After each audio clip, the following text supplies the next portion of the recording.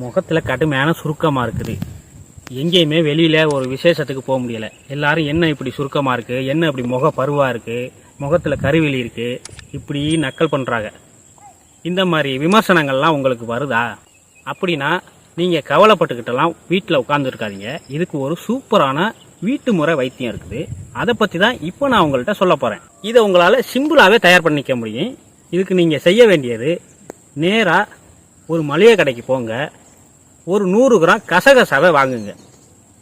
கசகசாங்கிறது உங்களுக்கு தெரியும், அன்றாடம் நாம் சமையல் அறையில் பயன்படுத்தக்கூடிய பொருள் தான். இந்த கசகசாவை 100 கிராத்துக்கு வாங்கி கொண்டு வந்து வச்சுக்கிட்டு, இது கூட நீங்கள் செய்ய வேண்டியது என்னென்னா, அதுதான் முக்கியமான பொருள்.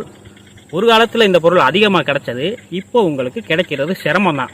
அதுலேயும் கிராமங்கள்லேயே இது கிடைக்காது, டவுனில் எப்படி கிடைக்க போகுதுன்னு தெரியல. இருந்தாலும் எங்கேயாச்சும் தேடி கண்டுபிடிச்சி இதை வாங்க பாருங்கள். இது வேறு ஒன்றும் இல்லை, எருமை மாட்டு பாலில் தயார் பண்ண தயிர் இதுக்கு அவசியம் தேவை.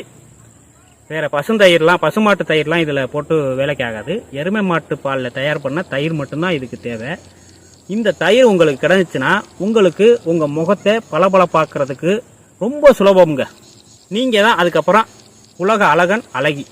அந்த அளவுக்கு இந்த எருமை மாட்டு பாலில் தயார் பண்ண தயிரும் இந்த கசகசாவும் உங்களை அழகுக்கு மேலே அழகேற்றி மெருகேற்றி விட்டுரும். சரி, இதை எப்படி தயார் பண்ணுறோன்னு இப்போ சொல்கிறேன். வேறு ஒன்றும் இல்லை, நீங்கள் இந்த கசகசாவை எடுத்து உங்கள் முகத்துக்கு தேவையான அளவு ஒரு 10 கிராம் அளவுக்கு அல்லது ஒரு கையில் உள்ளதுக்கு அள்ளி போட்டுக்கிறங்க. இந்த எருமைப்பால் தயிரை அதில் விட்டு ஒரு மிக்சியில் போட்டோ அல்லது அம்மி இருந்துச்சுன்னா பரவாயில்ல, இதில் எதில் வேணாலும் போட்டு தேவையான அளவு இந்த தயிரை விட்டுக்கிறங்க. ரெண்டையும் நல்லா மிக்சியில் போட்டு அரைங்க. நல்லா நைஸாகிற வரை அரைக்கணும். அரைச்சி அது கொலன்னு வரணும். அப்படியே இந்த கசகசா எருமை தயிரோடு கலந்து கொலன்னு வரணும். அதை எடுத்து நைட்டு படுக்கும்போது முகத்தில் அப்ளை பண்ணிக்கிறங்க. நல்லா முகம் ஃபுல்லாக அப்ளை பண்ணிக்கிட்டு இந்த கண் இமை பகுதியெல்லாம் எங்குமே பூசிக்கிட்டு இரவு படுத்து தூங்கிடுங்க. காலையில் எந்திரிச்சது முகத்தை கழுவுங்க. இது மாதிரி தொடர்ந்து 1 வாரம் நீங்கள் செஞ்சு பாருங்கள். அடுத்து 1 வாரம் முடிஞ்சதுக்கப்புறம் உங்கள் முகம் 1 வாரத்துக்கு முன்னாடி எப்படி இருந்துச்சு, 1 வாரத்துக்கு அப்புறம் எப்படி இருக்குங்கிறத நீங்களே உணர்வீங்க. அந்த அளவுக்கு அப்படியே பலன்னு காமிக்க ஆரம்பிச்சிடும்.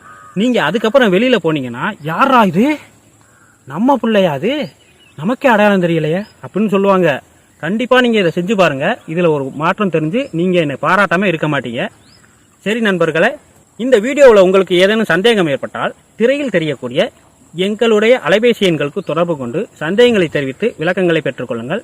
இதை நீங்கள் செஞ்சு பார்த்துட்டு கண்டிப்பாக கமெண்டில் இதோட அனுபவம் எப்படி இருந்துச்சுன்னு நீங்கள் மறக்காமல் பதிவு பண்ணிடுங்க.